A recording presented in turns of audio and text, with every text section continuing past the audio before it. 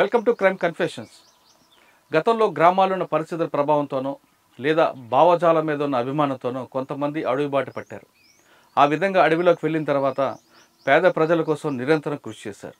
ఎండనక వాననక చలనక నిరంతరం అడవిలో ఉండి అక్కడున్న చుట్టుపక్కల ఉన్న ఆదివాసులకు కానీ చెంచులకు కానీ వాళ్ళ అభివృద్ధి కోసం నిరంతరం కృషి చేశారు. కొంతకాలం ఆ విధంగా అడవిలో ఉన్న తర్వాత, కొంతకాలం కాదు కొన్ని సంవత్సరాలు అడవిలో ఉన్న తర్వాత పార్టీ మీద అభిమానంతోనో లేదా వ్యక్తిగత కారణాలతోనో లేదా మరో ఇతర సమస్యలతోనో అడవి బాట వదిలి బయటకు వచ్చారు. ఆ విధంగా జనజీవన స్రవంతులు కలిసిన వారిని పరిచయం చేసే కార్యక్రమంలో ఈ వారం మన గెస్టులు ఒకరు కాదు ఇద్దరు కాదు, నక్సల్స్ కుటుంబం.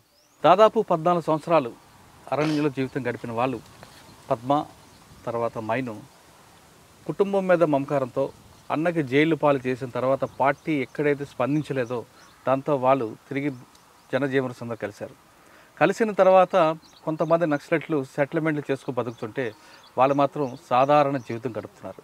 వాళ్ళ జీవన విధానం ప్రస్తుతం ఎలా కొనసాగుతుంది, 2014లో లొంగిపోయిన తర్వాత 2024 వరకు వాళ్ళ జీవనం ఎలా కొనసాగుతున్న విషయాన్ని మైను తర్వాత పద్మగారు అని తెలుసుకుందాం. అన్నా చెప్పండి, 2014లో ప్రమోద్ కుమార్ గారి ముందు మీరు లొంగిపోయారు. లొంగిన తర్వాత అప్పటికే ప్రభుత్వం కొన్ని మీకు సరెండర్ నక్సల్స్ ఇవ్వాల్సిన పథకాలన్నీ కొన్ని ఇచ్చినట్టున్నాయి. కానీ కొంతమంది నక్సలైట్లు మీ మాజీలు అని చూపించుకుంటూ సెటిల్మెంట్ చేసుకుంటూ దందాలు చేసేవారు. ఆ క్రమంలో మీకు నయీం అనే వ్యక్తి ఎదురుపడ్డా? పడలేదు. సరే, మీ జీవన విధానం ప్రస్తుతం ఎలా కొనసాగుతుందండి 2014 తర్వాత? ఫస్ట్ రాగానే అయితే మనకి ఏం ప్రూఫ్లు లేవు, ఏ ఆధారాలు లేవు కదా. రాగానే ఇంకా వేరే వాళ్ళ పేర్లతో అంటే పనికి ఆహార పథకం అంటారు కదా, అది ఉపాధి పని అంటే 100 రోజులు కరువు పని అంటారు కదా, దాంట్లో పోయినాం అందరం పని కోసం. అది చేస్తా ఇంకా ఆధార్ కార్డులు ఈ ప్రూఫ్లు ఇక్కడ లోకల్ ప్రూఫ్లు సేఫ్ తీసుకున్నాము. మీ స్వగ్రామం ఎక్కడ, మీరు ఎందుకు అడుగుపోబట్టారు? మాదైతే ఛత్తీస్గఢ్ స్టేటు, అంతకుముందు మధ్యప్రదేశ్ అని ఛత్తీస్గఢ్ మళ్ళీ ఒకటే ఉన్నది, తర్వాత విడిపోయినాయి. మా సుక్మా జిల్లా కొంటా బ్లాకు కరిగుండం అనే ఊరు మాది. మనం పార్టీలో పోయింది 97లో, పార్టీలో పోయింది 97లో. మాదైతే ఇంకా పార్టీ ఎప్పుడు మనం పుట్టకముందే మా ప్రాంతంలో పార్టీ ఉన్నది, అంటే పార్టీ ప్రభావంతో మేము పుట్టినాం అన్నట్టు. మా ఊరు కూడా నిలబడడానికి పార్టీ కారణము, ఊరికి అందరికి భూములు అందడం కూడా పార్టీ కారణం. పార్టీ ప్రభావంతో మనము పార్టీలో పోవడం అయింది. ఎంతవరకు చదువుకున్నారు అప్పుడు మీరు? మనము 8వ క్లాస్ దాకా చదువుకున్నాం కిష్టారంలోనే. అది అంటే మీ ఊర్లోనే పార్టీ ఉంటుంది కాబట్టి మీరు అట్టే అడుగులు వేశారు. అవునా. ఎక్కడ ఫస్ట్ పని చేశారు? మనము అంటే మా ఊరు నుండి రిక్రూట్ అయినాక గొల్లపల్లి అని ఎల్ఓఎస్లో పనిచేయడం అయింది. తర్వాత పామేడ్ ఏరియా, తర్వాత ఇంకా మిలిటరీ వింగ్లో పోవడం అయింది అన్నట్టు, అంటే మిలిటరీ డిపార్ట్మెంట్లో పోవడం అయింది. పోయే ముందు మనం దానికైనా అంటే పార్టీ తరపున ఇటు పోవడానికి కారణాలు కొన్ని ఉన్నాయి. అంటే లేస్తే ఉంటే మొత్తం పార్టీ ప్రభావం కదా. మా ఊర్లో అంటే అక్టోబర్ క్రాంతి అని చైనా విప్లవం గురించి 98లో పెద్ద మీటింగ్ జరిగింది అన్నట్టు. దాంట్లో విజయ్ అని మాకు ఏసీ సెక్రటరీ ఉండే, ఏసీ సెక్రటరీ కిష్టారంకు ఎల్ఓఎస్ కమాండర్ కొడతానే. అప్పుడు మా ఊర్లో దగ్గర వేల మందిలో జనాలు వచ్చిండు అన్నట్టు. ఆ మీటింగ్ చైనా గురించి బాగా చెప్పిండు. దానికైనా ముందు మా ఊర్లో ఈ లంక పాపరెడ్డి, కోపడ్ గాంధీ, తర్వాత మొన్న మర్కం గోపన్న అని ఈ మధ్యన జైలు నుండి బయట వచ్చాను కదా. మాకు చిన్నప్పటి నుండి అంటే 90, 91 అప్పటి నుండే మా ఊర్లో రావడము, జనరల్గానే పార్టీ సంబంధించిన ప్రతి ఒక్క సందేశం పాంప్లెట్ రూపంలో ఇవ్వడము, లేకపోతే మన ఊర్లో మీటింగ్లు పెట్టి చెప్పడం ఇలాంటివి చేసేటోళ్ళు. ఆ టైంలో మనకైతే ఊర్లో వేరే సమస్యలు ఏం లేవు. ఆల్రెడీ సమస్యలు ఏవైతున్నాయో ఫారెస్ట్ ద్వారా ఉన్న సమస్యలు పార్టీ పరిష్కరించింది. అంటే ఆ ఊరు పెద్ద అభయారణ్యం, అంటే సెంచురీ నేషనల్ పార్క్ టైప్ అది. ఆ ఏరియాలో ఈ బయట నుండి వచ్చిన కొత్త ఊర్లు ఏవైతున్నాయో ఆడ ఆగొద్దు, మొత్తం లేకుండా అంటే దూరం ఉండాలనే దాంతో పెద్ద అభయారణ్యం డెవలప్ చేయాలనే దాంతో వాళ్ళు ఫారెస్ట్ వాళ్ళు అంటే గవర్నమెంట్ ఉండేది. ఆ సందర్భంలో ఫారెస్ట్ వాళ్ళని రానియకుండా చేయడము, మీరు పోడు వ్యవసాయం చేయండి అనేది పార్టీ చెప్పడము. అట్టా అంటే మీకు లంక బాపరెడ్డి అన్న గోపన్న వీళ్ళందరూ మనము ఇంట్లో ఉన్నప్పుడు మనకు పరిచయం. మనకు ఇంట్లో మన పార్టీలో రాకముందు నుండే ఇంట్లో మీరు పార్టీలోకి 98లో పోయినాం. 98 నుంచి యూజీలో ఉన్నారా? అంతే. మిలిటరీ దీంట్లోనా? అంటే 98 నుండి 2003 దాకా ఆర్గనైజేషన్ అంటే మామూలుగా ఉన్నాం దళాలతో. తర్వాత 2003లో ఏమో అక్కడ నుండి ప్లాటూన్లో తీసుకుపోయినాం. మీరు ఛత్తీస్గఢ్ దండకార్యం, అక్కేమో నల్లమల, మీ ఇద్దరికి ఎవరు కలిపారు? పార్టీనా? పార్టీనే కలిపి. కానీ పార్టీ ఉన్నప్పుడు కూడా జంతన్ సర్కార్ లాంటి సర్కారు ఏర్పడి మీరు అన్నట్లుగా సమిష్టంగా లాభాలు పొందాలని ప్రయత్నం చేసిన తర్వాత కూడా అక్కడ వస్తు మార్పిడి పద్ధతి ఇంకా ఎందుకు ఉందంటారు? ఇప్పుడు లేదు అది. ఇప్పుడంటే ఈరోజు ఉండకపోదు, మీరు ఉన్న టైంలో ఉంది కదా. అప్పుడు మనం ఉన్నప్పుడు కూడా లేదు, అంతకుముందు ఎప్పుడో పోయింది అది. నేను 2012లో చూసా, బియ్యం ఇస్తే బెల్లం ఇవ్వాలి, బెల్లం ఇస్తే పప్పు ఇవ్వాలి. ఆ వస్తువు మార్పిడి అనేటువంటిది ఉందన్న. సంతల రూపంగా కూడా వీళ్ళు అక్కడ అడవి నుంచి వాళ్ళు అరటిపళ్ళు పనసపళ్ళు తీసుకొచ్చి చింతపండు పసుపులాంటి తీసుకొస్తే ఇక్కడ నుంచి వాడు ఒక కలు సీసా ఇచ్చేవాడు. వస్తువు మార్పిడి అసలు పాత సిస్టమ్ అదే కదన్నా, మన ఊర్లలో కూడా అదే కదా. ఇప్పుడు అదంతా వ్యక్తిగత ఆస్తి, స్వార్థం పెరుగుతున్నది. స్వార్థం పెరిగే కొంది ఇవన్నీ పెరుగుతున్నాయి తప్ప ఇప్పుడు వాళ్ళల్లో ఆ స్వార్థం అనేటువంటిది కనిపించదు అసలు. వీడు బతుకుతున్నాడు అంటే ఇంకొకరు కూలగొట్టాలనేటువంటి ఆలోచన కనిపించదు. అక్కడ వాళ్ళ లేదులేండి, కుట్ర అని ఉండదు. కాసేపు ఆ విషయం పక్కన పెడదాం అన్న, దగ్గరికి వెళ్తాం అన్న. మీరు చెప్పండి అక్క, మీరు ఒకే టీంలో పనిచేశారు, మీరు సూర్యం అన్నాను.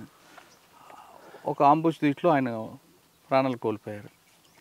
మీరు చేస్తున్న దీంట్లో 76 మంది సిఆర్పిఎఫ్ దళాలది అటాక్ ఉంది, ఒక్కసారి అది రివీల్ చేయండి. అదేం పార్టీ తీర్మానం అది. అంటే మా కంపెనీ నుండి కొంతమంది ఏఓబి పోయినరు, అది మన వాళ్ళు ఇప్పుడు చెప్పినట్టుగా ఒక 30 మంది దాకా అటుపోయినారు. మిగిలిన ఒక 50 మంది దాకా ఈయనే ఉన్నారు. దానిలో భాగంగా నేను కూడా ఈయనే ఉన్నా. అది కమిటీ తీర్మానం. అంటే ఆయుధాల కోసమైనా ఆ టైంలో గవర్నమెంట్ ఒకటి గ్రీన్ అంట్ అని ఒక పెద్ద ఆపరేషన్ పెట్టింది అన్నట్టు.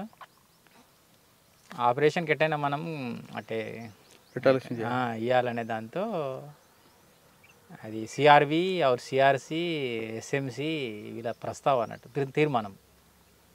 ఆ తీర్మానం ఎక్కువ కేంద్రీకరణ అయ్యడానికి అంటే మా సిఆర్సి కంపెనీ అని బెటాలియన్ ఈ రెండు కలిసి పెద్ద ఎత్తున మనం పోలీసుల మీద చేయాలి, ఇంకా తుపాకులు స్వాధీనం చేసుకోవాలని అది తీర్మానం అంటే పార్టీ తీర్మానం తర్వాత ఎక్కడ జరిగింది కరెక్ట్గా? అది జగురుకొండ ప్రాంతం అన్నట్టు, అంటే దక్షిణ బస్తర్లోనే జగురుకొండ ప్రాంతం. దాని నుండి పక్కన ఒక సిఆర్పిఎఫ్ క్యాంప్ ఉంటుంది, సింతల్నార్ అని. సింతగుప్ప మధ్యాహ్నం అనేది అది. సింతగుప్ప నుండి ఒక 12-14 కిలోమీటర్ దూరము. ఈ సింతల్నార్ నుండి 4 కిలోమీటర్ దూరం అది. దాంట్లో ఒక గుట్ట టైప్ ఒక సైడ్ ఉంటుంది, ఒక సైడ్ ప్లేన్ ఉంటుంది. ఎప్పుడు వచ్చిన పోలీసు వాళ్ళు అది సిఆర్పిఎఫ్ రోడ్ ఓపెనింగ్ కోసం వస్తూ ఉంటారు అన్నట్టు. దాంట్లో ఎప్పుడు వచ్చినా ఒక 100-150 మంది అటు వస్తారు. దానికి ఆడొచ్చేసరికి 2 భాగాలు అవుతారు. 2 భాగాల్లో ఒక భాగానికి కొట్టాలి, ఒక భాగాన్ని డిస్టర్బ్ చేయాలని ప్లాన్. ఆ ప్లాన్లో అంటే మనం ఏదైతే అనుకుంటామో అనుకున్న దానికి భిన్నంగా వచ్చిండ్రు. అలా 2 భాగాలకి వస్తారనేసి అనుకున్నాం కదా, వాళ్ళందరూ ఒకే రూట్లో వచ్చిండ్రు. అట్టా మనం దాంట్లో ఇంత ఒక్కరిని కూడా వదలకుండా సరౌండింగ్ చేసి. ఎన్ని గంటలు జరిగిందన్న? స్టార్టింగ్ ఎన్ని గంటలకు, ఎండింగ్ ఎన్ని గంటలకు? పొద్దున 5:50 ఏమో, అంటే 10 నిమిషాలు తక్కువ 6కు మొదలైంది, 9కి క్లోజ్ అయింది. 3 గంటలు. ఎందుకు వచ్చారు వాళ్ళందరూ? రోడ్ ఓపెనింగ్కి వచ్చారా? వాళ్ళ ప్లాన్ మనకు తెలియదు. మనది ఏంటంటే ఇక్కడ వస్తే ఇక్కడ చేయాలనేది, అంతేగాని వాళ్ళ ప్లాన్ ఏంటంటే ఏదో 3-4 ఊర్లు పెట్రోలింగ్ చేసి పోవాలనేసి కొమ్మింగ్ చేసి పోవాలనుకున్నారు వాళ్ళు. మీరు ఎంతమంది ఉన్నారు, వాళ్ళు ఎంతమంది ఉన్నారు? వాళ్ళు 82 మంది అట. మేము ఇటు ఒక 300 మంది ఉంటాం. అబ్బా. అందులో మీ రోల్ ఏంటి? మా రోల్ అంటే ఇంకా పార్టీ చెప్పిన బాధ్యత మనం నిర్వహించినాం అంతే. అంతా ఫైరింగ్ అయినా మీరు అందరు కూడా? ఫైరింగ్ అంటే మైన్స్ గిన్స్ ఏం లేవు, ఫైర్ చేసుకుంటూ ముందు పోవడం. అంటే వాళ్ళందరూ ఒక ట్రూప్గా వచ్చారు కదా, మీరు ఆపోజిట్ కొట్టారు వాళ్ళని? సైడ్ నుండి అంటే 4 వైపుల నుండి ఫైర్ చేసిన వాళ్ళు.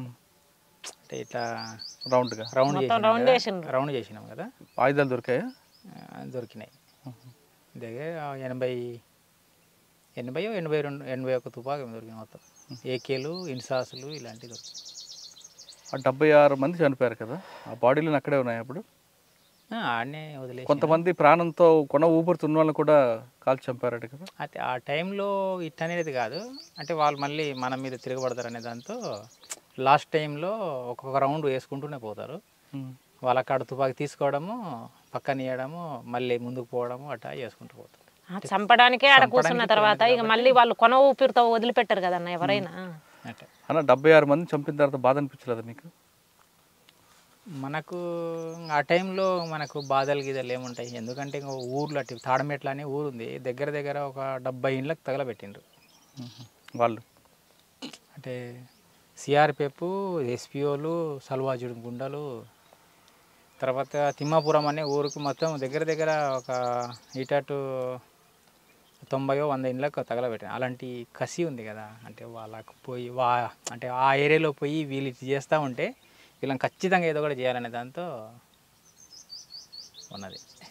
సల్వార్జుడం సంబంధించిన మహేందర్ తనయ్య, మహేందర్ కర్మ ఆ అటాక్ వచ్చి చెప్పండి సార్. మహేంద్ర కర్మ అటాక్లో మనం లేరా? కానీ మీకు తెలుసాడు కదా? తెలుసు, కానీ మనం ఎక్కడో ఒడిశాలో ఎక్కడో మా కంపెనీకి తీసుకుపోయాడు, మనకు తెలియదు పెద్దగా. అంటే మా కంపెనీలో ఒక భాగం ఈడు ఉన్నది కాబట్టి వాళ్ళు చెప్పింది అంతే. ఓకే, 76 మంది సిఆర్పిఎఫ్ అటాక్ తర్వాత మైను పేరు ఒకసారి మారుమోగింది. పోలీసులంతా ఎందుకు టార్గెట్ చేస్తారు? ఇది ఒక విషయమేనా లేదు ఇంకా చాలా టాపిక్లు ఉన్నాయి అందులో? అంటే మనకు ఆల్రెడీ కంపెనీ బాధ్యులుగా ఉన్నాం కాబట్టి. బాధ్యత మాది మిలిటరీ రంగం కదన్నా. మిలిటరీ రంగం అయిన తర్వాత పార్టీ ఏ నిర్ణయం తీసుకున్నా దాన్ని చేయాల్సిందే. మేము చెయ్యము ఈ రంగంలో. మాది మిలిటరీ రంగం. మిలిటరీ రంగం అంటే పార్టీ వాళ్ళని ఇన్ఫార్మర్ను చంపమన్నా ఇన్ఫార్మర్ను చంపాలి. ఈడ పెత్తందారి అంటే ఆ పెత్తందారిని చంపాలి. ఈడ మీరు ఆంబూసి కూర్చొని పోలీసులను చంపాలంటే పోలీసుల కోసమైనా చేయాలి. లేదు ఓన్లీ చంపడం కోసమే మనం వెళ్ళాలి, మనకు వెపన్స్ దొరక్కపోయినా పర్వాలేదు అనుకుంటే దానికైనా వెళ్ళాల్సిందే. అప్పుడు ఇంకా పాపభీతి అనేటువంటిది. ఎందుకంటే ఒక మనిషి చనిపోతే ఎవరికైనా పాపమే. ఇప్పుడు వాళ్ళకు మాకు వ్యక్తిగత కక్షలు ఏం లేవు కదా పోలీసులకు మాకు.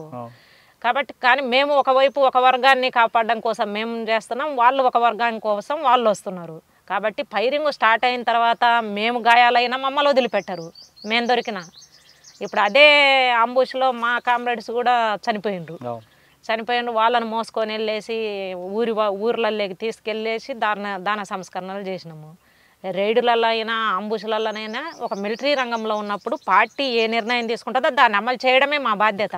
76 మంది చంపిన తర్వాత అదే చంపడం అంటారు మీ భాషలో, ఎక్స్చేంజ్ ఆఫ్ ఫైర్ జరిగిన తర్వాత పోలీస్ వైపు నుంచి కూడా మీకు ఖచ్చితంగా ఉంటుంది. అది స్టార్టింగ్ పోలీస్ తరఫున అయింది ఆ రోజు. అయితే మనం అనుకున్నది ఒకటి, జరిగింది ఒకటి. అసలు కాల్పులకు కారణం వాళ్ళేనా?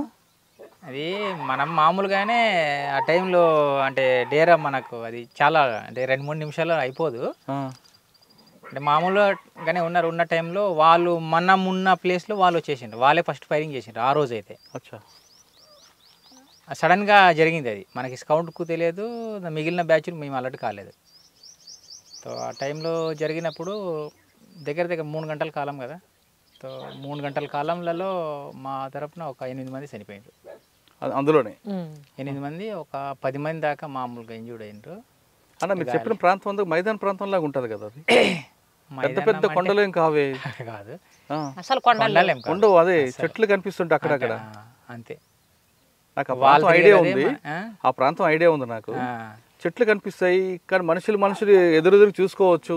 కానీ ఫైరింగ్ ఎలా మీరు క్రాస్ ఫైర్ చేసుకున్నారు? అంటే మనము ఒక చేయాలనుకున్నప్పుడు ఇప్పుడు పద్మ చెప్పినట్టుగా ఇది ఒక చర్యలు చేయాలనుకున్నప్పుడు ఒక 5-6 రోజులు 10 రోజులు దాని గురించి ప్రాక్టీస్ చేస్తారు. ఓకే, అంటే దూరం ఉన్న శత్రువుని ఎట్టా మనం ఫైర్ చేయాలి, దగ్గరలో ఉన్నప్పుడు ఎట్టా మనం ఫైర్ చేయాలి అనేది చిన్న స్కిల్సే. అవి దగ్గరుండి నేర్పిస్తారు కమాండర్లు అనుకున్న వాళ్ళు, బాగా నేర్పిస్తారు. అంటే ఆర్మీ అంటే ఆర్మీ అన్నట్టుగానే ఆర్మీలో ఒక రకం ఉంటుందేమో కానీ దీనిలో ఒక కసితో నేర్స్తారు. ఆ క్రాస్ ఫైరింగ్లు ఇలాంటివి ఏముండవు అసలు. లాస్ట్ టైంలో ఇంకా మనం ఒక 10 మీటరు రౌండ్ షేప్లలోనే మనం నాలుగురు ఐదుగురు పోయి ఫైరింగ్ చేసినాం. మాకు క్రాస్ ఏం కాలే, మొత్తం 5గురు ఫైర్ చేసిన టోటల్ మొత్తం ఆ 2-3 మీదనే టార్గెట్ అట. ఆ విధంగా ప్రాక్టీస్ చేపిస్తారు. 76 మంది ఇంత ఇష్యూ అయిన తర్వాత ఎక్కడికి వెళ్ళిపోయారు మీరు? పక్కనే అదే తాడమెట్ల అనే ఊరు ఉంది కదా, అడిగి వచ్చినాం. అంటే మేము ఎక్కడైతే రోజు అప్ అండ్ డౌన్ చేస్తామో అంబుస్ కోసం ఆ ఊర్లోనే వచ్చినాం. దాని మీద సమీక్ష జరుపుకున్నారా? దాని మీద సమీక్ష జరిగిందా? సమీక్ష ప్రతి ఒక్కదానికి సక్సెస్ అయినా సమీక్ష ఉంటుంది, తర్వాత ఫెయిల్ అయినా సమీక్ష ఉంటుంది. ఓకే. దీని తర్వాత పోలీసుల వైపు కూడా చాలా విపరీతంగా కూంబింగ్ చేశారు అప్పుడు. ఆ టైం అది నక్సలైట్లు ఏమంటారు కోట అది కాబట్టి కోటలోకి లోపలికి అసలు బ్యాచ్ వచ్చేది కాదన్న. ఈ రోడ్ల మీద జరగడం అనేది లేదనేది లేదు, చేసిండ్రు కానీ అది.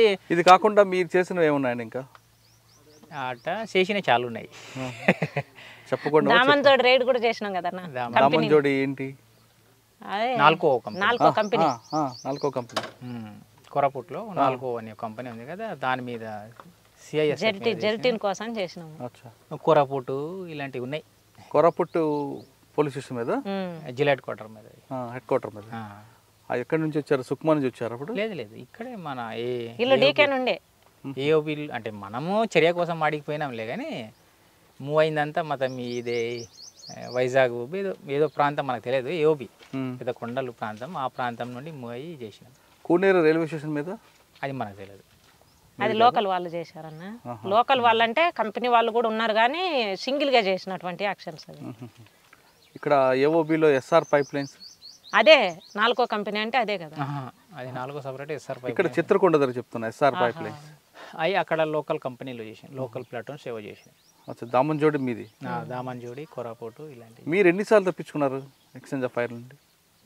మన మీద ఎప్పుడు జరిగింది లేదు, ఒక్కసారి ఇక్కడ మన ఏదో ఏ ఏరియా కానీ ఏఓబి ప్రాంతంలో ఒకసారి జరిగింది.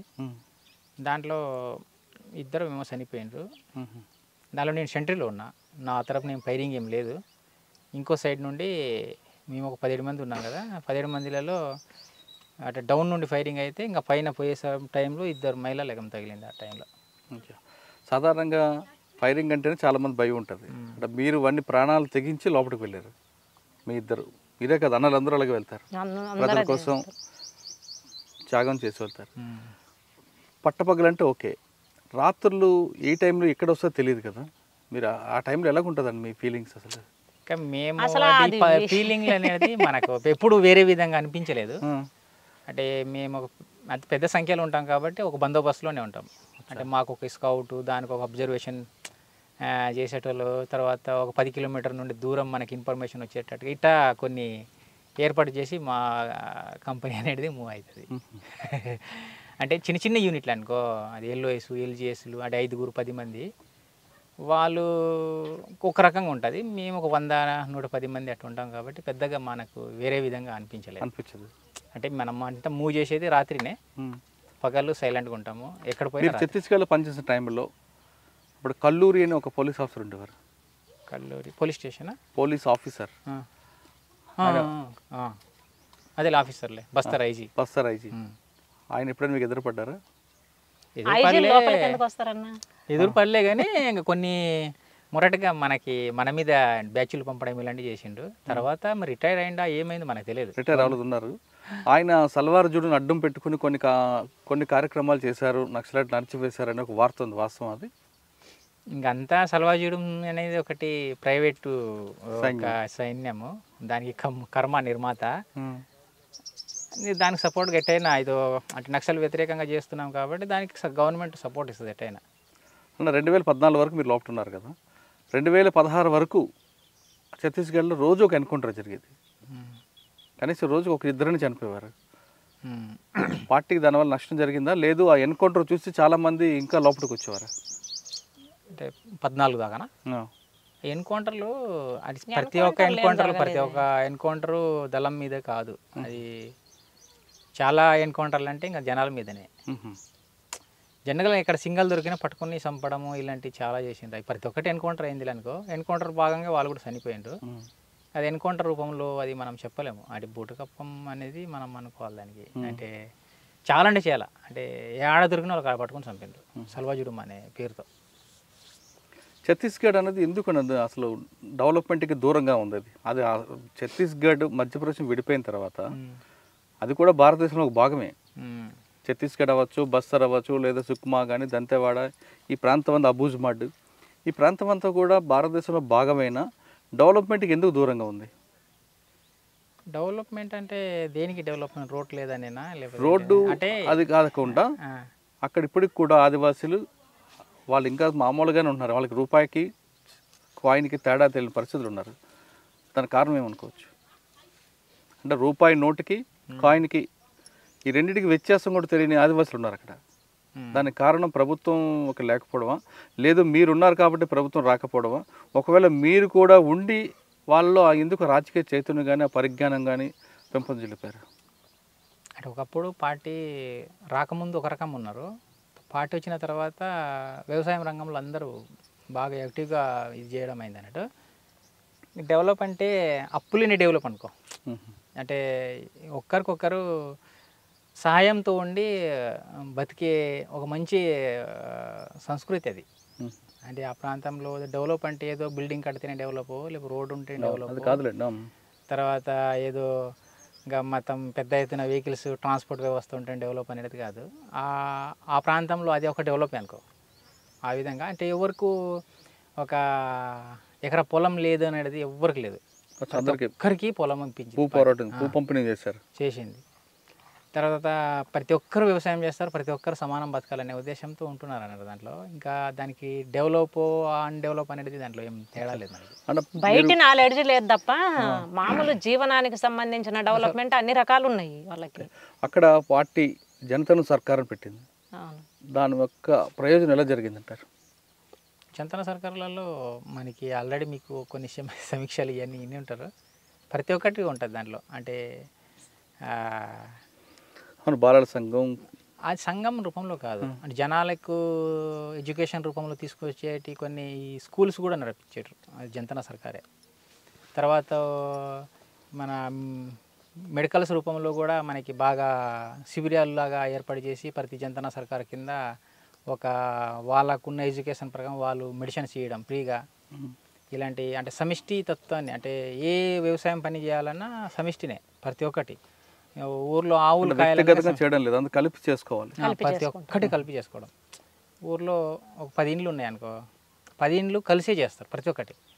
10 మందికి ప్రతి ఒక్కరికి ఆవులు ఉన్నాయి అనుకో, రోజొకరు ఆవుల కోసం పోతారు, ఒక ఇంటి వాళ్ళు, రేపు ఇంకో ఇంటి వాళ్ళు, రేపు ఇంకో, అంటే 10 రోజులు వచ్చేసరికి ఒక రౌండ్ తిరిగి వస్తుంది అన్నట్టు ప్రతి ఒక్కటి. ఇప్పుడు ఈడేమో కూలీ ఇస్తేనే ఒక్కరి కాడ పని కోసం పోతారు కదా, అక్కడ అట్ట కాదు.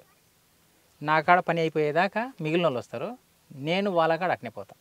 డబ్బు ఏముండదు, అవసరం లేదు ఆ డబ్బు. ఓన్లీ ఏమో బట్టలు కొనడానికి, ఉప్పు కొనడానికి తప్ప మిగిలిన అన్నీ ఆడనే చేసుకుంటారు. ఇప్పుడు మీకు ప్రభుత్వం భూమి ఇచ్చింది కొంత భాగం, ఆ భాగంలో ఏం పండిస్తున్నారు, దీన్ని ఒక షేపుకు తీసుకొచ్చారు. ఈ షేపుకు రావడానికి మీరు ఎంత పడ్డ కష్టం ఏంటి అన్న? మాకు గవర్నమెంట్ భూమి ఇచ్చే నాటికి అది అక్కడ ఉన్నటువంటి బీడు భూములుగానే ఇది ఉన్నది.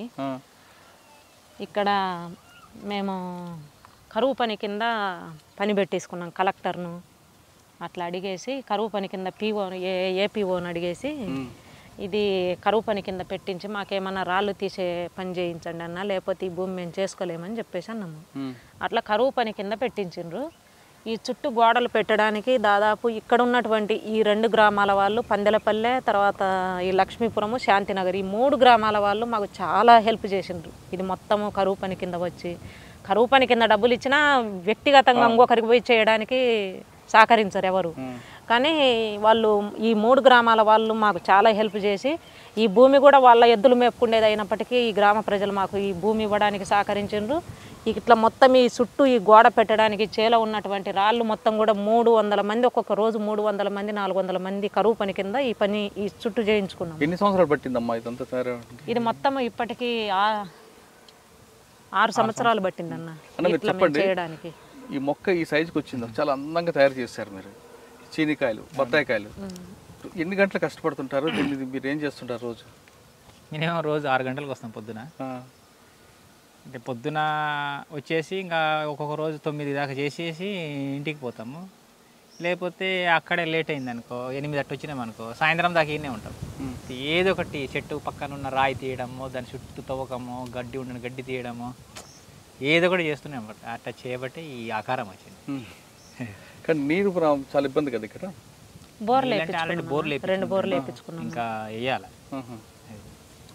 కానీ ఇప్పుడు వెలుగొండ ప్రాజెక్ట్ వస్తుంది, దానివల్ల మీకు లాభం వస్తుందా? లాభమే ఉపయోగం ఇది. మాకు నీళ్ళు వాటర్ పెరిగిద్ది కదా. ఇప్పుడు చెట్లకు వాటర్ తగ్గింది, చెట్లు వాడబడుతున్నాయి, అందుకే ఇట్లా ఉంది. కానీ ఆ నీళ్లు దాంట్లో ఉన్నాయంటే మా బోర్లలో నీళ్లు పెరుగుతాయి కదా. కానీ నీరు పెరుగుతుంది, కానీ రేపు భూమి రేటు పెరుగుతుంది. రేపు అన్ని రకాలుగా పెరిగిన తర్వాత దీని మీద కొంతమంది కన్ను కూడా పడుతుంది.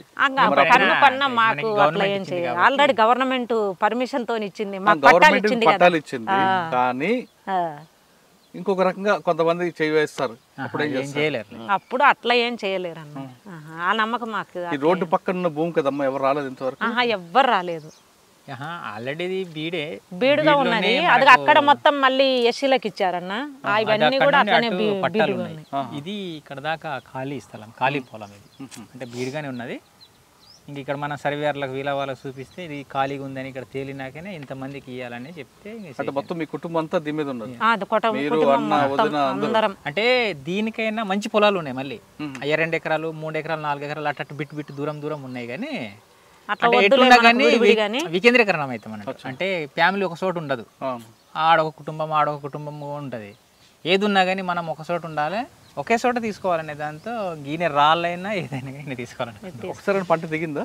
పంట ఇంకా కోతకు వదలలేదు, అసలు కాపుకు వదలలేదు. 5 సంవత్సరాలకు చెట్లను కాపుకు వదిలేదు. ఇది 4వ సంవత్సరము. కొన్ని చెట్లు అది నుండి అవతల 4వ సంవత్సరం, ఇవి 3 సంవత్సరాలు. అది డబ్బులు ఎక్కడి నుంచి వస్తున్నాయమ్మా? మనము కరువు పని కింద పెట్టినామన్న. చెట్లు నాటేది కూడా గవర్నమెంట్ కిందనే పెట్టినాము. కరువు పని కింద 3 సంవత్సరాలు దీని మెయింటెనెన్స్ ఖర్చు ఇచ్చిద్ది. అది అక్కడ బోర్డులు ఉన్నాయి చూసినా, అది అక్కడ బోర్డులు. ఆ బోర్డులు మన కరువు పని కింద గవర్నమెంట్ చేపించిన విధంగా అట్లా ఎస్టిమేషన్ మొత్తం దాంట్లోనే ఇస్తారనమాట. మేము దీంట్లో పని చేసినా మా కూలీ లెక్క కూడా ఇచ్చింది అనమాట. అట్లా 3 సంవత్సరాలు మెయింటెనెన్స్ ఖర్చులు ఇచ్చింది. చెట్లకు ఫస్ట్ 1 సంవత్సరం మొత్తం మేము డ్రిప్పులు బోర్లు వేపించుకోలేకపోయినప్పుడు గవర్నమెంట్ నుంచే వాటర్ పోయడానికి కూడా దీనికి డబ్బులు ఇచ్చింది. అట్లా ఆ బిల్లులతోటే మళ్ళీ ఈ బొచ్చేలో బోర్లు వేపించుకున్నాము. అట్లా దీంట్లో డెవలప్ అయినందు తప్ప మేము ఎలాంటి మిగిలిన వాళ్ళ ఏదో నక్సలైట్లు ఇట్లా చేస్తారంట, అట్లా చేస్తారంట, దందాలు చేస్తారంట. మేము వచ్చిన ఉదయం వస్తే మళ్ళీ సాయంత్రం ఇంటికి పోయేది. అట్లా మేము కష్టపడుతున్నాము. అట్లా ఈ పొలాన్ని ఇంత బాగా చేసుకోగలిగినాము. ఇప్పుడు 8 ఎకరాల్లో మీ ముగ్గురు 4 కుటుంబాలు 4 కుటుంబాలు చీని తోట కాకుండా కొంతమంది వేరే గడ్డి నుంచి కొంత పాము తీస్తున్నారు కదా, ఒకసారి వివరం చెప్పండి అన్న. మేము ఇంకా ఇది ఓన్లీ దీని మీద అయితే మరి మనకు రాబడి ఏం లేదు కదా, తినడానికి ఇబ్బంది అవుతుంది అనేటువంటి దాంతో మేము పామరోజా అని చెప్పేసి గడ్డి ఇక్కడ ఏరియా అన్న వేసినాడు 100 ఎకరాలు. సరే దాన్ని చూద్దాము, ఈ మిరప ఈ పత్తి ఇలాంటివి అయితే మనం చెయ్యలేము, వాటికి మందులు కొట్టడము, దానికి అనుభవానికి సంబంధించి ఎంత మనకు తెలియదు అని చెప్పేసి మేము కూలికి వెళ్ళినాం. వాళ్ళకి వెళ్ళినప్పుడు ఆ కూలి పని చేసేటప్పుడు చెప్పాడు రవి, మనం కూడా వేసుకుంటే బాగుంటుంది ఇట్లాంటిది అని చెప్పేసి. కమర్షియల్ పంట కూడా వేయించావు? వచ్చి చెప్పిన తర్వాత సరే కూలికి వెళ్ళడం బాగుండదు కదా మనకి, సరే ఏదో మన శక్తి మేరకు అని చెప్పేసి మళ్ళీ ట్రాక్టర్ను రీఫైనాన్స్ పెట్టేసి ట్రాక్టర్ కంతుల వారిగా తీసుకున్నాము. పనికి పోయిన డబ్బులు మళ్ళీ 6 నెలలకు ఒకసారి కంతు కట్టేవాళ్ళము. ఇది కంతులు అయిపోయిన తర్వాత మళ్ళీ దీని మీద 4 లక్షలు రీఫైనాన్స్ తీసుకొని ఆ డిస్టిలేషన్ పెట్టేసి అక్కడ మళ్ళీ మా ఊరు దగ్గర ఉన్నటువంటి మా భూములే, మా ఊరు దగ్గర ఇప్పుడు ముంపు గ్రామం కింద పోయినటువంటి భూములు ఇంకా నీళ్ళు ఏమి రాలేదు కాబట్టి ఖాళీగా ఉన్నాయి. ఆ భూములలోనే గడ్డి వేసుకున్నాం. మా ఊరు దగ్గర వేసుకున్నాం గడ్డి. ఆ గడ్డి తీసుకొసుకొని 5 ఎకరాలు వేసినాం. ఆ గడ్డి తీసుకొసుకొని ఇక్కడ కాలుస్తాము. కాలుస్తే ఒక డ్రమ్ము గడ్డి తొక్కి కాలుస్తే 2 లీటర్ల ఆయిల్ వస్తుంది. 2 లీటర్ల ఆయిల్కి 4,000 వస్తాయి. అట్లా చేస్తున్నాం అన్న. ఇప్పుడు ఇది చేయబట్టి సంవత్సరం అవుతుంది. మేము అంటే పైన ఖర్చుకు ఉపయోగపడతాయి అనేటువంటిది మేము ఇది పెట్టుకున్నాము. మా లాస్ట్ చెల్లెలు వాళ్ళు అది అక్కడ ఒక 60 పొట్టెన్ల పెట్టుకొని వాళ్ళు వాటిని మేపుకోవడం 6 నెలలు 7 నెలలు మేపడము అమ్మడం మళ్ళీ ఆ డబ్బులతో వడ్డీ కొంత ఎగస్ట్రా వచ్చినటువంటి డబ్బులతో మళ్ళీ చెట్లు తవ్వేసుకోవడము మళ్ళీ అసలు డబ్బులతో మళ్ళీ తెచ్చుకోవడం అట్లా. ఇంకొక చెల్లెలు వాళ్ళేమో ఇక్కడ పెట్టారు, వీళ్ళు పొట్టాన్లో పెట్టారు. అయితే మా మరిదికి కొంచెము కాలు ప్రాబ్లము, కొంచెం షుగర్ ఉంది. అందుకు అబ్బాయి మధ్యప్రదేశ్ వాళ్ళనే తీసుకొచ్చి ఇక్కడ పెట్టి వాళ్ళ శాతం మేపిస్తున్నాడు. అట్లా మా జీవన విధానం ఇది. కానీ మిగిలిన వాళ్ళు ఎవరెవరో అనుకున్నట్టుగా నక్సలైట్లు పాండురంగారెడ్డికి alias సాగర్కు కోట్లు ఉన్నాయంట, వాళ్ళ ఫ్యామిలీకి ఏంటిది అనేటువంటి చాలా మందికి ఉన్నది అభిప్రాయము. చాలా మంది బయట చెప్పడం ఏంటంటే సాగర్ తన కుటుంబాన్ని అడ్డం పెట్టుకొని రియల్ ఎస్టేట్ దందాలు చేస్తుంటాడు అన్నది, నెల్లూరు కేర్ ఆఫ్ అడ్రస్ పెట్టుకున్నాడని. కానీ అంటే రియల్ ఎస్టేట్ వ్యాపారం చేయడం తప్పేం కాదు, అది ఏమైనా అక్రమమైన వ్యాపారం కాదు, కానీ అందులో బెదిరిస్తుంటాడు అనేది వార్త ఉంది. అసలు మేము మా అన్న ఎవరిని బెదిరించినట్టుగా అసలు ఎవ్వరు ఇప్పటికైతే లేదన్నది. మా అన్న అట్లా బెదిరించే మనిషి కూడా కాదు. ఎందుకంటే మాకు సంబంధం లేకుండా ఏ విషయం చేసినా మేము ఫ్యామిలీ అంతా మొన్నటిదనక కూడా మేము ఫ్యామిలీ అంతా ఒకటే కుటుంబంగా అందరం కలిసి ఈ పని చేసినాము. మేము ఒక పని చేస్తుంటే మా అన్న శాతనైన పని మా అన్న చేస్తున్నాడు ఇక్కడ. సరే రియల్ ఎస్టేట్ చేస్తలేడా అంటే 2018, 19 ఆ టైంలో వచ్చేసి మా బావ వాళ్ళు ఇక్కడ ఆర్మీ రిటైర్డ్, మా అన్నతో పాటు చదువుకున్న వాళ్ళు కాకర్ల వాళ్ళు కొంతమంది, తర్వాత కొంతమంది టీచర్లు వీళ్ళు వచ్చేసి నాగులారం ఇటు మా ఏరియాలో ఉన్నటువంటి వాళ్ళు, అన్న కొంచెం మాకు డబ్బు మేము పెడతాము, కొంచెం మాకు సపోర్ట్ ఉండు, ఈ ప్లాను ఇవంతా మాకు తెలియదు కదా, నువ్వు ఉంటే మాకు కొంచెం ప్లాట్లు కూడా సాగర్ ప్లాట్లు అంటే పోతుంది. ఈ పొలం అంతా చేసుకున్నారు, సంవత్సరానికి ఎంత ఖర్చు వస్తుంటుంది? సంవత్సరానికి ఇప్పుడు తక్కువే అన్న. స్టార్టింగ్లో బాగా ఖర్చు అయింది, గవర్నమెంట్ మా కరువు పని కింద సహకరించింది. కానీ ఇప్పుడు ఖర్చు చెట్లు తోపించడం ఖర్చు, మందులు వేయడము ఇంకా ఖర్చు తప్ప ఒక మొత్తము ఒక టిప్పుకి వచ్చేసి 1,00,000 అట్లా వస్తుంది. అయితే మీ అన్న గారు సాగర్ గారు రియల్ ఎస్టేట్ దందాలు చేయరని? మా అన్న అలాంటి దందాలు ఏం చేయలేదన్న. ఆ టీచర్స్ కొంతమంది కలిసినటువంటి వాళ్ళు మేము పెట్టుబడి పెడతాము, మాతో పాటు నువ్వు హెల్ప్ చేయన్న మాకంటే పోయి ఇంకా ప్లాట్లలో వీళ్ళు అందరు కలిసేసి పెట్టుబడి వాళ్ళే పెడుతున్నారు. వచ్చిన లాభము అందరికి సమానం. ఎందుకంటే హెల్ప్ మాట్లాడడము ఇవన్నీ చేయడం మా అన్న చేస్తున్నాడు కాబట్టి అట్లా వచ్చినటువంటి లాభం వీళ్ళు పంచుకోవడం ఉంది తప్ప ఎవరిని బెదిరించింది లేదు. అలాంటి రియల్ ఎస్టేట్ కూడా మొత్తం అదే బిజినెస్గా కూడా లేదు. మెయిన్ తోట వ్యవసాయము, రెండో బిజినెస్ ఒక బతుకు తెరువు కోసం ఆ బిజినెస్. అన్న మీరు చెప్పండి, మీరు డీకేలో మీరు చేసిన యాక్షన్స్ కొన్ని ఉన్నాయి, దామంజోడి రైల్వే స్టేషన్ కానీ లేదా పోలీస్ క్యాంప్స్ మీద కానీ, ఒకసారి గుర్తు తెచ్చుకొని చెప్పండి. పోలీస్ క్యాంపులు అంటే చాలా చేసినవి ఉన్నాయి. ఒకటే మురికినార్ అని ఒకటి ఉంది, సలవాజుడం అంటే మనకు 2006లో. అది నీ వడగలేదు, నేను చెప్తున్నా చెప్పండి. జనరల్గానే పెద్ద ఎత్తున పోలీసు వాళ్ళు ఉంటారు దాంట్లో, అంటే పక్కన ఉంటారు, సైడ్ అంటే రోడ్డు మీద ఉంటారు. ఇంకంత పగలు రాత్రి అన్నట్టుగా లేదు బిజాపూర్ జిల్లాది. అది కొత్తగా క్యాంప్ పెట్టింది అన్నట్టు, అంటే మామూలు అవుట్ పోస్ట్ టైపు ఒక కొత్త క్యాంపు. దాంట్లో అది కూడా పార్టీ తీర్మానమే అనుకో, మన తీర్మానాలు ఏముండవు. అవును, అది సల్వాజుడం వ్యతిరేకంగా చేసిన ఒక చర్య అన్నట్టు. అది అటు నుండి మాడ్ నుండి ఒక కంపెనీ వచ్చింది, ఇక్కడ నుండి రెండో కంపెనీ, అంతా కలిసి చేయడానికి పొద్దున హైవే మీద పోయే ఒక బస్సును కిడ్నాప్ చేసి కొంచెం ఒక రోడ్డుకు 2 కిలోమీటర్ దూరంలో తీసుకుపోయేసి అక్కడ ఉన్న సవారీస్ ఉంటారు కదా, జనాలు ఉంటారు కదా, వాళ్ళని దించి ఆ బస్సు మనం ఎక్కడం పొద్దున, అంటే 7:30, 8 ఆ టైంలో. అది ఎక్కేసి ఇంకా ఒక 5 నిమిషాల్లోనే క్యాంప్లో పోతాం అన్నట్టు. పక్కనే క్యాంప్లో పోయేసి ఇంకా టక ఎవరు పోస్ట్లో వాళ్ళు పోయేసి ఫైర్ చేసుకుంటూ పోతాము. ఒక 25 నిమిషాల్లోనే ఉన్నోళ్ళకి అందరిని చంపేసి మిగిలిన తుపాకులను తీసుకొచ్చాం. అది వాళ్ళ వీక్నెస్ ఏంటంటే, మావోయిస్టు జనరల్గా అంటే పార్టీ వాళ్ళు ఎప్పుడు జనరల్గా రాత్రి వచ్చి చేస్తారు, క్యాంపుల మీద దాడి చేస్తారు కదా. అందుకే వాళ్ళు రాత్రి చుట్టూ కాపులో ఉంటారు. అయితే ఉన్న ఒక 70 మంది 80 మంది ఉన్నారు పోలీసు వాళ్ళు, వాళ్ళందరూ రాత్రిపూట మేలుగుతూ ఉంటారు, పొద్దున పడుకుంటారు, పగలు పడుకుంటారు. అది వాళ్ళ అవకాశం ఉన్నారు. మేము దీనికి ఎంచుకొని ఇంకా అది ఆ టైంలో వాళ్ళు రెక్కి చేసిన రిపోర్ట్. దామంజోడి రైల్వే స్టేషన్ కాదు, అది క్యాంపే. దామంజోడి అనేది ఒక పెద్ద 4వ కంపెనీ సంబంధించి మైనింగ్ అది అన్నట్టు. అవును, పెద్ద ఎత్తున జిల్టిన్ తర్వాత ఇన్సాస్ ఆయుధాలు దొరుకుతాయని దాంట్లో పార్టీ ప్రస్తావం తీర్మానం అది. దాంట్లో సిఆర్సి ఫస్ట్ కంపెనీ ఎవరో దూసరా కంపెనీ రెండో కంపెనీ అది చేయాలని. దాంట్లో కూడా మనం అనుకున్నట్టుగా జిల్టిన్ అయితే దొరికింది, కానీ దొరకడానికి సిఐఎస్ఎఫ్ ఉండే క్యాంప్ ఏదైతే ఉందో ఆ క్యాంప్ మొత్తం మన చేతిలో రాలే. అది సాయంత్రం ఈ 9కి మొదలైంది ఫైరింగ్. రెండో రోజు అంటే పొద్దున్న 6 దాకా నడిచింది. దాంట్లో మా తరపున ఒక 4 చనిపోయిండు, 11 మంది సిఐఎస్ఎఫ్ వాళ్ళకి సంపన్నం. దాంట్లో 11 తుపాకులు వచ్చినాయి. 10 టన్నులో 9 టన్నులు జిల్టిన్ దొరికింది తీసుకొచ్చిన. మీరు చాలా రెక్కి వేసుకు వెళ్తారు కదా, వెళ్ళిన తర్వాత కూడా ఫెయిల్ అయిన ఒక ఆపరేషన్ చెప్పండి.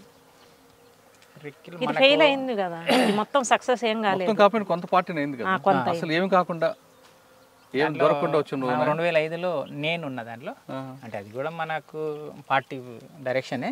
ఏదైనా పార్టీ నిర్ణయం వ్యక్తిగతంగా ఏముంటుంది. దాంట్లో డౌలా అని నారాయణపూర్ జిల్లాలో ఉంటుంది. అది మనకు రెక్కిళ్ళలో అది మరి గోడ కనిపించలేదా ఏంటో కానీ అనుకున్నంత టైంకు మనకు ఆడ సెంట్రల్ మన కబ్జాలో రాలే. తర్వాత క్యాంపు మొత్తం మన చేతుల్లో రాలే. దానిలో 4 చనిపోయినాం. మొత్తం పోలీసు వాళ్ళకి ఏం కాకుండా మనం నష్టపోయి బయట రావడం. అదొకటి. ఏ క్యాంప్ అది? దౌడాయి అనేది నారాయణపూర్ జిల్లాలో ఉంటుంది. 2005లో జరిగింది అది. అందులో మీకు నష్టం జరిగింది. దాంట్లో మా తరపున పార్టీ తరపున ఒక 4 చనిపోయిండ్రు. మీ మీద కూడా ఒక అటాక్ అయినట్లుంది కదా. ఆ టైంలో నాకు గ్రెనేడ్ పీసులు కూడా తగిలినాయి. ఎక్కడ? కాళ్ళకు చేయికి తగిలింది.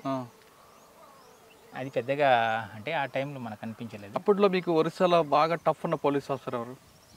ఒరిస్సాలో మనకు తెలియదు అంతా. ఛత్తీస్గఢ్లో ఓపీ రటోరా, తర్వాత ఇప్పుడు కల్లూరి అంటాం కదా, వీళ్ళే ఎక్కువ. వీళ్ళు బాగా టఫ్.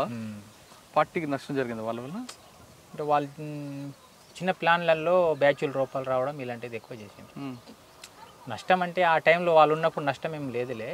ఇప్పుడు ఇంకా పెద్ద ఎత్తున పార్టీ నష్టపోతుంది. కానీ ఛత్తీస్గఢ్లో పార్టీ ఇప్పటికీ నష్టం జరగడం కారణం అనుకోవచ్చు. అంటే ఒక పార్ట్ చెర్ల వెంకటాపురం జంతన్ సర్కార్ వైపు ఇప్పటికీ పట్టుంది, కానీ కుంట సుకుమా డిస్ట్రిక్ట్ ఇటువైపు నష్టపోవడానికి కారణం ఏంటి అనేది పార్టీ సమీక్షించాలి. అది మనకు తెలియదు.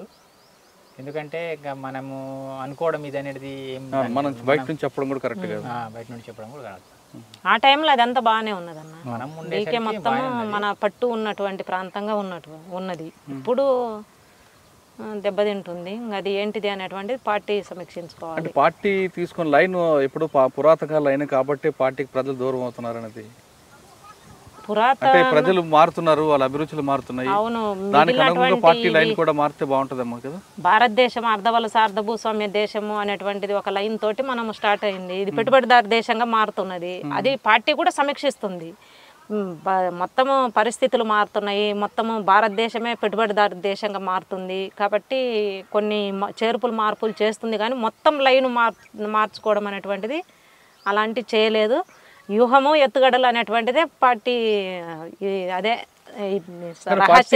అదొకటే కాకుండా దీర్ఘకాల యుద్ధం ద్వారా, అదే దీర్ఘకాలిక ప్రజాయుద్ధం ద్వారా రాజ్యం సంపాదించే పార్టీ నిర్ణయం. అంతకాలం పోరాటం చేసే ప్రజలు ఎక్కడ ఉన్నారు? ఇప్పుడు వచ్చే వాళ్ళు వస్తుంటారు, పోయే వాళ్ళు పోతుంటారు. ఇప్పుడు బస్సు ఎక్కుతామన్నా, స్టార్ట్ అయిన కానుండి దిగే వాళ్ళు దిగుతుంటారు, ఎక్కే వాళ్ళు ఎక్కుతూనే ఉంటారు. అది గమ్యానికి అయితే చేరుకుంటుంది కదా. అలాగా పార్టీ సరే వాళ్ళ నిర్ణయాలు వాళ్ళు కరెక్టా కాదా అనేటువంటిది మనం బయట ఉండి చెప్పలేము కదా.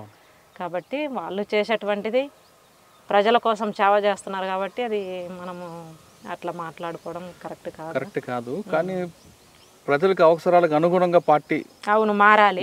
అది మారాలి అంటే వాళ్ళు బయట కూడా ఇప్పుడు కొన్ని బయట పరిస్థితులు ఇవన్నీ తెలుసు. ప్రజా సంఘాలు కూడా దూరం అవుతున్నాయి కదా పార్టీకి. ప్రజా సంఘాలు కొన్ని దెబ్బతిన్నా మళ్ళీ కొత్త రూపంగా మళ్ళీ సృష్టిస్తున్నారు కదా. ఇప్పుడు కుల సంఘాలు ఎక్కువ అవడం వల్ల పార్టీకి ప్రజలు దూరం అవుతున్నారు అనేది వాస్తవం. కుల సంఘాలు గ్రామంలో ఒక చిన్న సమస్య వస్తే వాళ్ళు ఖచ్చితంగా పార్టీ దగ్గరకు వచ్చి సమస్య పరిష్కరించుకున్నారు. కానీ ఇప్పుడు కుల సంఘాలు ఒక కులానికి ఒక సంఘం అవడంతో ఆ సమస్య అంతా కుల సంఘాలకే పరిమితి అయిపోతుంది. అట్లా ఏం లేదన్న. ఆ కులం వాళ్ళు కూడా వచ్చేసి మాకు ఈ సమస్య ఉంది అని చెప్పేసి ఇప్పుడు మాదిగ దండోరా అనేది ఉంది. మాదిగ దండోరా కమిటీ మాదిగ దండోరా అనేటువంటి ఆ పెట్టుకున్నటువంటి వాళ్ళే మళ్ళీ మన పార్టీ దగ్గరికి వచ్చి మాట్లాడిన వాళ్ళు ఉన్నారు. ఇప్పుడు మాల మహానాడు పెట్టుకున్నారు.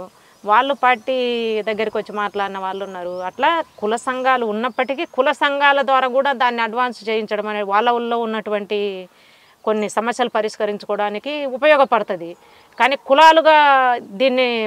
కులాలుగా పెట్టాలి అనేటువంటిది పార్టీ రూల్ ఏం కాదు.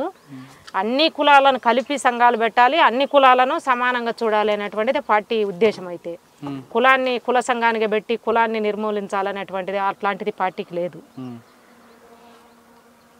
ఓకే, పార్టీ వైపు వెళ్ళాలని ఎవరు కోరుకోరు, కేసులు పెట్టుకుంచుకోవాలని. కానీ పార్టీ మాట్లాడుతున్నట్లుగా ప్రజలు ఎప్పటికైనా పార్టీ వైపు తిరిగే అవకాశం ఉంటుందంటారా? సమస్యలే తిప్పుతాయి అన్న పార్టీ వైపు. ప్రజలకు ఉన్నటువంటి సమస్యలే తిప్పుతాయి. ఇప్పుడు చాలామంది ఇప్పటికి కూడా మా దగ్గరికి కొంతమంది ప్రజలు వస్తున్నారు. అన్న అప్పుడు మీరున్నప్పుడు అయితే ఫారెస్ట్ వాళ్ళు లేరన్న, మాకు బాగున్నది, ఇక్కడ కర్రలు కొట్టుకునే వాళ్ళము, కర్రలు చేసుకొని బొంగులు కొట్టుకొని బతికే వాళ్ళం, మాకు ఇప్పుడు ఇబ్బంది అవుతుందన్న అని చెప్పేసి చెప్తారు. మరి ఇప్పుడు మేము తుపాకులు పట్టుకోవాలన్నా అని అడుగుతున్నాం మేము.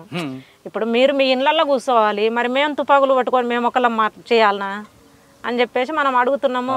కొన్ని ఏమన్నా మాట్లాడగలిగి పరిష్కరించగలిగినటువంటి మనం మాట్లాడుతున్నాము. ఓకే, అంటే సమస్యలు ఎప్పటికైనా సమస్యనే ఒక పార్టీ సమస్య ఏదో రూపంలో రావచ్చు. కానీ అటువైపు తిరగకుండా ఉండాలి, ప్రభుత్వాలు ముందు కింద దిగాలి. అవును, ప్రభుత్వాలు అందరికీ ప్రభుత్వం డీకేకి పోతుందన్న, డీకేలో పెద్ద ఎత్తున బ్యాచ్లని ఇప్పుడు పువ్వారు అనేటువంటి దాదాపు ఒక నెల నుంచి ప్రచారం అవుతుంది. పువ్వారు అనేటువంటి గ్రామంలో పెద్ద ఎత్తున క్యాంపులను దింపినాదని చెప్పేసి, క్యాంపులను దింపేసి అక్కడ మొత్తం పెద్ద ఎత్తున జనాలను బెదరగొట్టి జనాలను కాల్చి చంపడం అనేటువంటిది కాకుండా జనాల డెవలప్మెంట్ కార్యక్రమం తీసుకున్నదనుకో జనాలే వస్తారు కదా.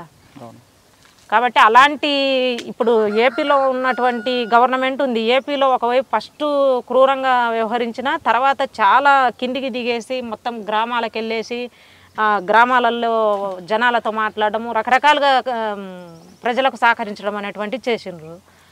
ఆ రూపం తీసుకున్నప్పుడే జనాలకు సహకరించడం ఇంకా పార్టీ అవసరము ఏదో ఒక రకంగా ఉంటదన్న. కాదమ్మా, ఇప్పుడు ప్రభుత్వాలు దిగి ప్రజల దగ్గరకు వచ్చి ప్రజలకు అవసరాలు నెరవేరిస్తే ఇంకా ప్రజలు పార్టీ వైపు ఎందుకు వెళ్తారు? తగ్గుతుంది, మెజారిటీ తగ్గుతుంది. ప్రజలు ఇప్పుడు ఉన్న యువకులు పార్టీ వైపు వెళ్లకుండా ఉండాలంటే ప్రభుత్వం దిగాలి. అవును, గవర్నమెంటే గవర్నమెంట్ పని చేస్తుందంటారా? అన్ని విషయాల్లో చేయకపోయినా కొన్ని విషయాలు చేసింది. అన్న మీరు చెప్పండి అన్న, ఒకప్పుడు తుపాకీ పట్టుకున్నారు, వెళ్ళారు, పోరాటాలు చేశారు, బయటకు వచ్చారు, ఏదో ఆ ఫోటోలు చూపించి బతకకుండా తిరిగి సాధారణ జీవితం గడుపుతారు. కానీ ఇప్పుడున్న యువత రాత్రి కోటీశ్వర అయిపోవాలని, విలాసవంత జీవితం గడపాలని కోరుకుంటుంటారు. అటువంటి వాళ్ళకి మీరు ఇచ్చే మెసేజ్ ఏంటి? ఫస్ట్ అయితే వాళ్ళ చదువు, ఇప్పుడు చదువుకున్నట్లు ఎవరైతున్నారో వాళ్ళు ఫస్ట్ చదువులలో వాళ్ళు ఏం గోల్ పెట్టి చదువుతున్నారు అనేది ఫస్ట్. ఏం సాధించాలని చదువుతున్నాం అనేది. తో ఆ క్రమంలో కొంతమంది సాధిస్తాం, కొంతమంది సాధించలేము. తో నాకు అది సాధించలేను అనేది కొంతమంది నిరాశపడి వేరే విధంగా కావడం కాకుండా వాళ్ళు చేయగలిగేటి చాలా ఉంటాయి. మనము మనిషి అన్నప్పుడు రెండు కాళ్ళు 2 చేతులు ఉన్నాయి, దానికి ఆలోచించడానికి మైండ్ ఉంది. ఈ 4 ఉంటే చాలు, మనం ఎక్కడైనా ఏదైనా చేసుకుని బతుకుతాం. నేను పాటి నుండి బయట వచ్చేటప్పుడైనా నాకు రావడానికి ఇష్టం లేదు ఫస్ట్, కానీ అన్నది కదా పద్మ, అదే సరేలే మనం కులం అనుకొని మనం పెళ్లి చేసుకున్నాం, దీనికైనా మనం ఇది ఉండాలనే దాంతో నేను బయట రావడం అయింది. ఇక్కడ పోయినాక బతకడం ఏంటిది అనేది చాలామంది క్వశ్చన్గా అడిగిన రాడా, మన జంపన్ అయితే చాలా అడిగింది నాకైతే. అక్కడ పోతే బతకడం ఏంటిదని జంపన్న అని మోడెం బాలకృష్ణ, తర్వాత ఇంకా అక్కడ 2-3 ఉన్న సీసీ వాళ్ళు, బతకడం కష్టం అవుతుంది అనేది. తర్వాత అదే కాకుండా బయట వచ్చినప్పుడు కూడా ఆఫీసర్లు కూడా అడిగిండ్రు, అంటే నువ్వు జాబ్ తీసుకుంటే బాగుంటుంది, మీ లైఫ్ సెటిల్ అవుతుంది అనేది. నాకు ఏ జాబ్ వద్దు, మేము ఏదో ఒకటి చేసి బతకడానికి మాకు వేరే ఎవరు చెప్పాల్సిన అవసరం లేదు, మేము ఏదో ఒకటి బతకోవచ్చు మేము బతకడానికి అనే అదే సంకల్పంతో ఉండి ఇంకా 0 నుండి మేము స్టార్ట్ అయినాం ఇక్కడ. తో ఈ స్థాయిలో మనం దీనికి డెవలప్ చేయడమైనా తో వచ్చే రోజుల్లో మేము ఇట్లా బతకగలుగుతామని మేము మా కాళ్ళలో మేము నిలబడి వేరే వాళ్ళకి చెప్పడానికైనా మా జిద్దే మా కష్టమే. చదువుకునేటోళ్ళైనా రేపు ఉద్యోగం రాలేదని వాళ్ళు బాధపడాల్సిన అవసరం లేదు. వేరే ఏదో ఒకటి చేసుకుని బతకవచ్చు. బిజినెస్లు చాలా రకాలు ఉన్నాయి. ఇప్పుడు వచ్చిన బిజినెస్లలో చాలా రకాలు ఉన్నాయి. ఇంకా వాళ్ళు ఆల్రెడీ విద్య ఉంది కాబట్టి విద్యని ఉపయోగించి వాళ్ళు ఉన్న నాలెడ్జ్ని జోడించి ఏదో ఒకటి చేసి బతకడానికి. ఒక మనిషి బతకాలంటే నేరం చేయాలని అవసరం లేదంటున్నారు మైను. అలా అని తుపాకీ కూడా పట్టాల్సిన మరీ అంతగా అవసరం లేదని చెప్తున్నారు. తను జీరో స్థాయి నుంచి వచ్చాను, ఈరోజు తన కాళ్ళ మీద నిలబడడం కాకుండా మరో 10 మందికి ఉపాధి కల్పించే స్థాయికి ఎదిగానని చెప్తున్నారు. మనిషిలో సంకల్ప బలం గట్టిగా ఉంటే ఏ పనిని సాధించవచ్చు అనే దానికి బెస్ట్ ఎగ్జాంపుల్ మైనం అలియాస్ రవి. ఎక్కడో ఛత్తీస్గఢ్లో పుట్టి ప్రజల కోసం లోపలికి వెళ్ళి పార్టీ ఆదేశాల మేరకు కొన్ని కార్యక్రమాలు చేపట్టిన తర్వాత పెళ్లి చేసుకొని బయటకు వచ్చి సాధారణ జీవితం గడుపుతున్నాడు. మిగతా మాజీ నక్సలైట్ లాగా దందాలు చేసుకుంటూ కాకుండా తిరిగి సాధారణ రైతు కుటుంబంలా పనిచేస్తూ 10 మందికి ఆదర్శంగా నిలుస్తున్నాడు. ఇక పద్మక్క కుటుంబం మొత్తం అడుగుకి వెళ్ళారు. కేవలం ప్రజల కోసం వెళ్ళారు తప్ప వాళ్ళు వ్యక్తిగతంగా సంపాదన కోసం స్వార్థం కోసం వెళ్ళలేదు. లోపలికి వెళ్ళిన తర్వాత తల్లిని వదిలిని కట్టుకున్న భర్తని కూడా కోల్పోయారు. అయినా మనోధైర్యం కోల్పోకుండా ఆమె ఖచ్చితంగా మరొక పెళ్లి చేసుకొని సాధారణ జీవితం గడుపుదామంటూ బయటకు వచ్చి ఆమె ఈరోజు మైనుతో కలిసి కుటుంబం అంతా మైనుతో పాటు అన్న చెల్లెలు అందరూ కలిపి ఆ 8 మంది ఒక మామిడి తోట, ఒక బత్తాయి తోటని రకరకాల కార్యక్రమాలు చేపట్టారు. మహిళ తలుచుకుంటే సాధించలేనిది ఏదీ లేదు అంటూ అని చెప్పడానికి బెస్ట్ ఎగ్జాంపుల్ పద్మక్క చేస్తున్న కార్యక్రమం 10 మంది మహిళలకి ఆదర్శంగా ఉండాలని కోరుకుందాం. ఆమె చెప్తున్నట్లుగా ప్రతి మనిషికి ఒక కష్టం ఉంటుంది, ఒక సుఖం ఉంటుంది. కష్టం వచ్చిన వెంటనే ఆత్మహత్య పరిష్కారం కాదు అంటూ ఆమె తనకున్న అనుభవాలన్నీ చెప్తారు. ఇది ఈ వారం పద్మక్కతో పాటు మైను యొక్క మాజీ నక్సలైట్ యొక్క ఎక్స్క్లూజివ్ ఇంటర్వ్యూ. వచ్చే వారం మరో గెస్ట్లో మళ్ళీ కలుద్దాం. అంతవరకు నమస్తే. థ్యాంక్ యూ అన్న. Thank you.